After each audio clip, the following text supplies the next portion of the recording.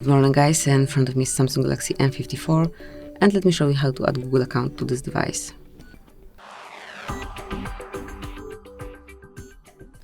So at first open the settings, then find and select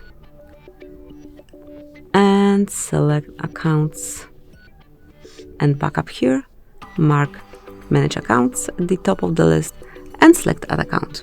Now choose Google as we want to add Google account and provide your email address or phone number. Then select next. And it's time to provide the password. Let me do it off the screen.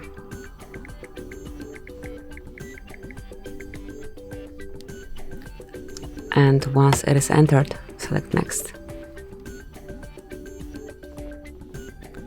Then mark if this phone is yours or if it belongs to your kid.